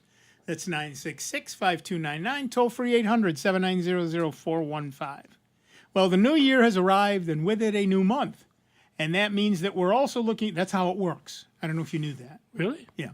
That means we're also looking forward to a new Android security patch, and like clockwork, Google is delivering at the beginning of January, just a month after it launched the December feature drop for Pixel phones. The company has released its January security bulletin going over all the bugs and security loopholes it fixed. Eligible devices start with the Pixel 5a or 5G, depending on what you want to call it, and go all the way up to the Pixel 8 Pro, including the Fold and Pixel Table. In addition to security patches, Google lists a few fixes that are going live with this build, most notably one that involves a problem with the camera app crashing. As is normally the case, this month's Android Security Bulletin is split into 2 levels. One dated January 1 that deals with the vulnerabilities in Android as a whole, and another dated January 5 that patches vendor-specific flaws. The January 1 set is free of any critical severity CVEs, or common vulnerabilities and exposures, instead only mentioning 10 high-severity CVEs that were closed, as well as an issue with media codecs that is being patched via Google Play system updates. The January 5 patches close a total of 49 CVEs, including 3 critical severity vulnerabilities in Qualcomm closed-source components. While Samsung and Pixel phones are usually among the first to receive the update, Google has given up on its fixed update schedule with the launch of the Pixel 8 and 8 Pro. Instead, the company now says it releases new monthly and quarterly updates once they're ready, without trying to hit its old first Monday of the month schedule. With this in mind, it likely still won't take too long for the update to roll out to Pixel phones. After all, Google needs to keep its devices as secure as possible. Other phone manufacturers will make the update available according to their own update schedules. Some only provide bi-monthly updates or even slower. For example, Samsung updates older phones less frequently than newer ones, so some of its devices are only in for quarterly updates. Did you check your Android phone for an update? Give us a call, 585-966-JAZZ. That's 966-5299, toll-free 1-800-790-0415. That's one of the reasons I very much prefer a Pixel phone, because like iPhones, they're made by the company that makes the operating system, and so they get the updates first. You get them immediately. There's almost zero likelihood they won't work. I don't say zero for either one of those operating systems, but I say almost zero chance they won't work, and you don't have to wait. You know, we've said this before. The big dog has to be the last one to mark the tree. So when Google puts out an update, they put it on their Pixel phones immediately, but they then have to send it to Samsung, who then makes whatever changes they want, and then they put it out. Right. So you wait at the very least while Samsung makes those changes. And as I said in the story itself, Samsung has 2 different schedules, one for new phones, one for old phones. If you've got an old phone, it's women and children first. You're just going to wait. So that's one of the reasons I prefer a Pixel phone, because I know I'm going to get both the pure Android experience without any bloatware or any changes. That's the first thing that I loved about my Pixel phone. Yep. And you know you're going to get it fast and convenient. One of the things we've talked about several times here is the confusion among messaging systems. Both Samsung's and Google's messaging program, texting program, is called Messages. The one from Google automatically backs up to your Google Drive. The one from Samsung does not. So if you change phones, you may lose messages using the Samsung app, whereas you likely will not lose messages. You can turn it off, but if you don't, you generally won't lose messages using the Google app. So, there's a whole mindset as to how that's supposed to work and is going to work. I wish apps could have 2 lines of text. Yeah. So you could tell which was which. Yep. Yeah, and the icons are very similar. They're basically just different colors. Yeah. I believe the Android one is blue. I don't remember what the Samsung It looks one like they're both bluish, but one has the 3 dots of impending typing. But this article I found doesn't say which is which. It just shows both the icons. That one's the Google one. Okay, yeah. So then the Samsung one has the 3 dots in it. Okay, there you go. Like you're typing. Right.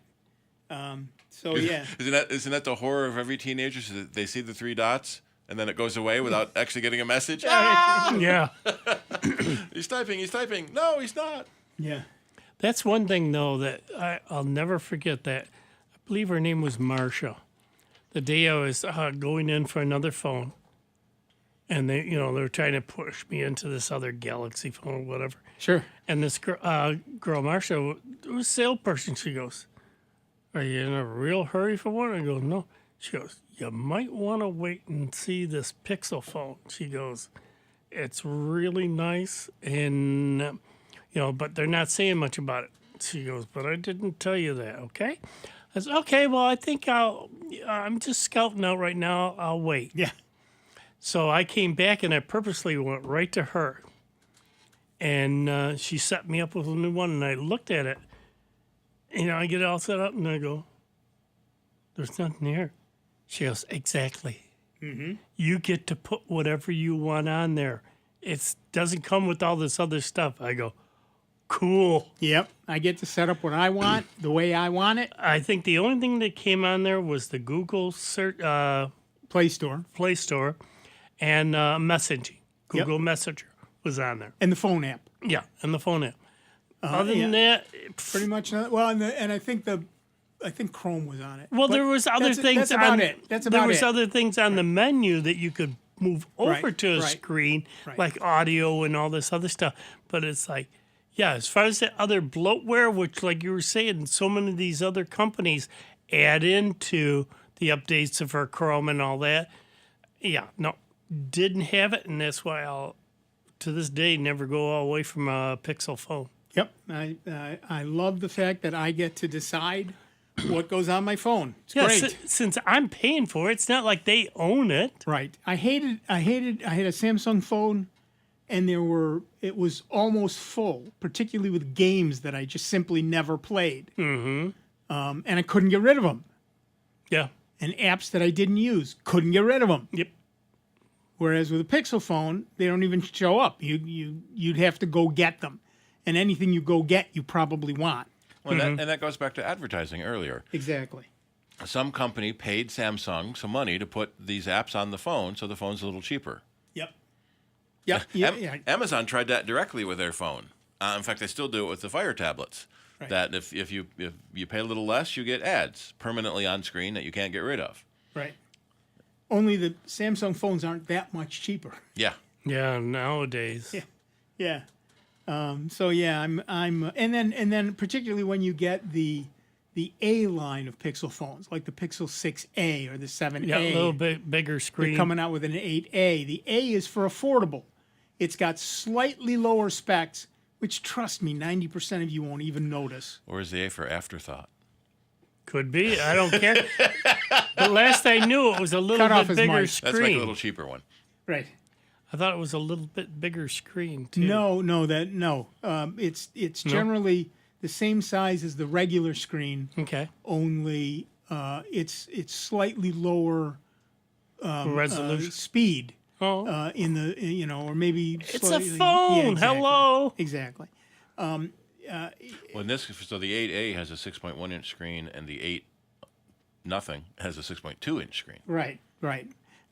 But so you might get a slightly lower quality screen, a slightly slower processor, slightly less memory, but not much. Something that you're really not going to notice. It's like $200-300 cheaper. So, how much do you need that extra stuff?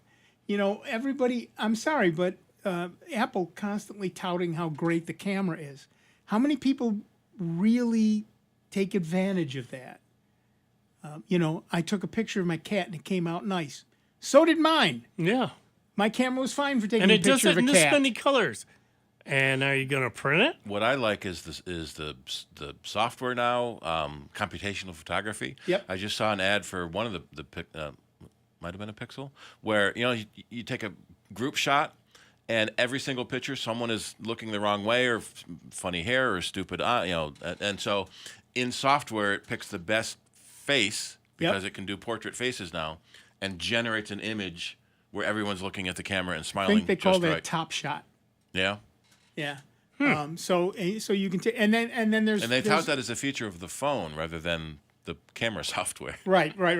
And then there's another one where you can take a whole bunch of pictures all at once You hit the button once, it takes 40 pictures. Like a and panoramic? It gives you the first one. No, gives you the best one. Well, most phones do that now anyway. Right. They'll take especially if you turn on the HDR feature, it'll take 3 or 4 pictures with different apertures, Right. a dark one, a light one, and one in the middle, and generates it all for you.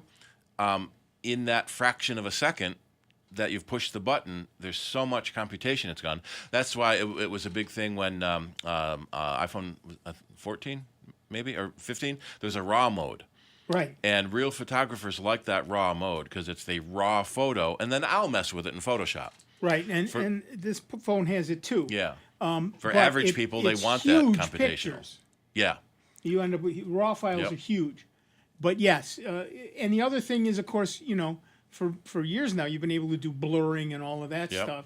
Bokeh. First time, what? Bokeh. The first time I did a blur, a background blur, somebody said to me, "What software did you use?" I said, "I just did it in the phone."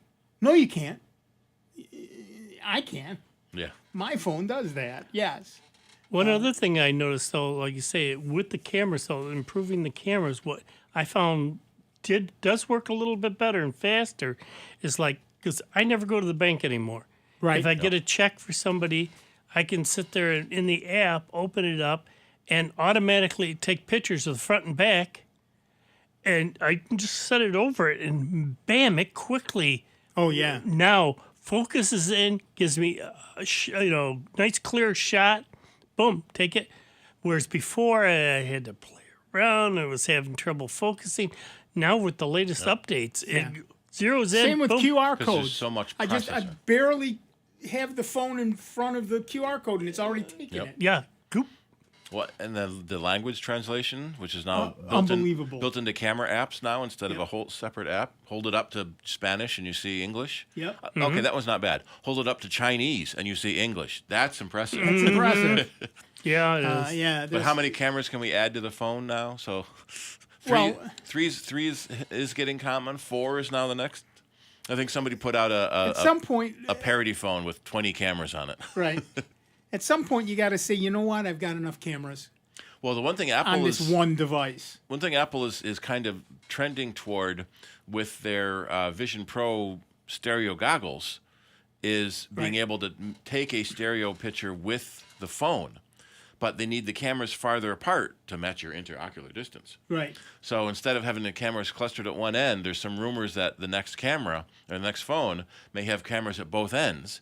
Right. So it can take better 3D photos for the next. It's doing it now with the cameras right next to each other. Well, that's not quite ocular distance apart. But the other way. This is. Yeah. So yeah, I get that. I do. I don't need it, or indeed want it, but I can't. I'm sorry, but Google Glass and all its successors just aren't really there yet for me. What I could use, because I always remember faces and I have a terrible time with names. I always have. I'm a nomic, and I know that, and I get that. Everybody is. I think for the most part, it's been proven statistically. What I want is my glasses will say, "We'll focus in on you," and then put Dave Enright up next to your name, and I look over here, I'll see Steve Ray. Yeah. Over there. So that's what I want. Give Turn me that feature on or off. Yeah. Give me that. So. Especially since so many phones have face detection biometrics. Right. They know your face. They know your face. Everybody knows your face. It's not like that's a surprise to So anybody. it doesn't even have to be that device reading the names. It can be Dave's phone is broadcasting, I'm Dave. That's true. My phone is broadcasting, I I'm used Steve. to have a device that did do that. Yeah, it was called a wife. I couldn't remember the name. She'd go up and say, "Hi, I'm Lori," and then they'd say their name, and I go, "Oh yeah." Yep. There was a book series. I could tell you everything I know about a person, where I met them, why I know them, how long I've known them. I just can't tell you that. My brain freezes when somebody says, when I go to introduce somebody. That happened to me. I was walking through Midtown Plaza. This is how long ago it was, so it's not decades. It's not age related. Decades ago. I was walking with my friend Lou Fico, and we saw Betty Meyer, who used to own Bullwinkle's Cafe. And I walked up to Betty and I said, "Hi, Betty, how are you?" And I said, "And this is my friend." And you couldn't remember his name. that I've known since I was 2. We live next door to each other. And of course, he, being my best friend at the time, knew I was a gnomic and was not going to help. Yep. Absolutely not going to help. Didn't even throw you a lifeline? No, of course not. No. Threw you a boat anchor. Yeah. I could the minute I could tell you his name, I've been talking to him, calling him Lou, everything else. The minute I had to have his name in my head to introduce him to somebody, it was gone. And you could have held a gun to my head. No, yep. I have no idea. Oh, I know what that feeling is like, and that's why I say I had an app for. It's called It's a very common sci-fi trope where the glasses, the lens, or even just your brain implant. It shows everyone's score, right? Their social score. So this guy has a low score. Or their threat score, or whatever. Yep. Yeah. Well, it's like the old days in Second Life, how people go around with their names over it. That would be handy if Ready Player we could One. walk around, like you say, with glasses on, and their name would be floating over their head. Yep. That'd be perfect. That would work for me. They live. They live. Great movie. Great movie. Terrible movie, but a great movie. Yep. There was an episode of South Park where the two crippled kids, Jimmy and Timmy, did a blow-by-blow stage recreation of the Roddy Piper fight. Nice. From They Live. Oh, really? It's hilarious. Oh, very nice. And the two guys in that fight apparently actually fought. They hit each other for real. They were both fighters, wrestlers, fighters, whatever. And they said, no, make it real. Let's make it real. Well, the same thing most martial artists will tell you the same thing. The movie martial artist. Michelle Yeoh famously said, I'd rather be hit 6 times hard, get 6 good takes hard, than 50 takes soft. Get them done right the first time. So yeah, I get that. It makes sense. You do it right and you move on. Who was the other guy? It was Roddy Piper. Yeah. It wasn't David Keith or Keith David. Poor guy's got 2 first names. Yeah, exactly. It's like Greg Clark. No, it was Greg. Keith David. Yeah, it was Keith. Yeah, he's just so young. Yeah. Because Keith David's in a lot of stuff now. But yeah, it's Keith David. Every now and then, John Carpenter has to tweet after his obituary gets published. No, I may look like it, but I'm not dead yet. Yeah.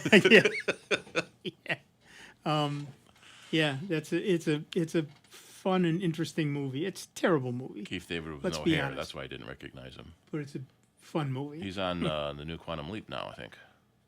Yeah, I don't watch commercial television anymore.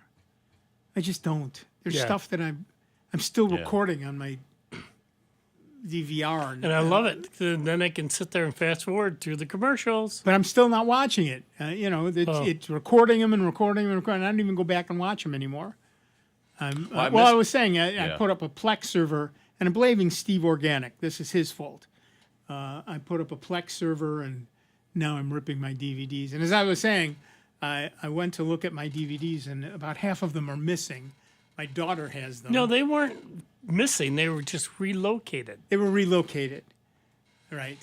You need to get a, the Silicon Dust home run, because then it can record over the air shows, and it can record streaming shows. Right. And then you fill up your Plex server that way. Because I ran into the problem, I missed the first few episodes of the new Quantum Leap run because I waited too long. So I use YouTube TV, which gives you unlimited DVR, but only for 9 months. Right. And apparently I waited too long because season 2 started with a rerun of season 1, but they skipped a couple apparently key episodes in season 1, so I missed a couple of them. And I don't pay for the probably Peacock TV to be able to see them otherwise. So see, that's always the problem. The service will have some episodes for free, and then you got to pay to get the other ones. But most of the time, if you wait long enough, they come around again on regular broadcast TV. Right. Well, I like it. I just saw on Amazon Prime, excuse me, they've got what's Oppenheimer Yeah. to rent. So I definitely want to see, because you got to have 3 hours to be able to sit for that. Well, that's exactly right. But it's nice being able to do it in your own home, that you can hit there and hit the pause button, make a quick run to get a beverage or whatever you got to do. And it's common to have giant TVs now in your own home, and so if you got a 60-inch TV and you're sitting 5 feet from it, that's like that 1,000-inch movie screen. Well, I've also got the sound bar. Yep. So that, the sound bar with the subwoofer on the floor that just comes booming at you. Matter of fact, Nick and I were talking about that before. One of the big problems, especially with folks over 65, I'll even say 60, the tones that you can hear on TV, like Nick was pointing out, the sound effects are more important than hearing the voices. And when we're listening to TV, quite often the voices sound very muddled. And I said, told him, I said, the only way to really get around that is there's a device that you can hook up to your TV. You can do some research on it. It's called a parametric equalizer by Bob Heil. And what he's done is created this equalizer with its own speaker that you can hook up and then make the adjustments. They'll walk you even through it, depending on whether you've got one hearing aid or two hearing aids, to bring those voices back up that you can now hear them like when you were 20 years old. I think we've talked about that in the past because it came up in my link list. Yeah, let's see if it's in our link list. But you would expect that the audio in the show would let you hear the actors. No, but so much of the background music, I've had to turn off my surround system sometimes. Yep. Because the ambient background noise is too much. And it has nothing to do with our ears, because I have friends who are much younger who say the same thing. And it's the audio mixers, the audio engineers doing this. Because when I watch an old movie, from the 40s or 30s, The Thin Man or My Man Godfrey or anything like that, Maltese Falcon, it's clear as day. All the voices are super. Well, also, we didn't have Marlon Brando, who I blame for all of this. People, and they're also adding spatial audio, and so we used to have 2.1 left, right, and bass. Right. And then they added the two rear. Then they added two sides, and now they added the over the top. And then they added, so we're 9.3. Right. And how about just make me understand the actors? That center channel right in the front, only the actors. I only want to hear the actors. I don't care. Yeah. I'm sure look, I get it. Your incidental music is super important, but not more important than the dialogue. If I leave your movie humming the incidental music, your movie's a failure. It's just the way it is. All right. That's it. First show of 2024 is in the books, or about to be in the books, and soon to be online, thanks to Steve. We are done for another week. I want to thank everybody who called in. I want to thank everybody who listened. I want to thank everybody who watched us on all the streaming services. I just want to thank everybody. I'm in a thankful mood. Thank Dave Enright. Thanks, Steve Ray. I'm Nick Francesco. We'll be back here next week with a whole nother hour of the longest running computer show in the known universe. That's right. A whole nother hour of sound bites right here on the truly great and truly grateful to you that we are member supported Jazz 90.1. We will see you in just 166 hours. Be good to one another, will you?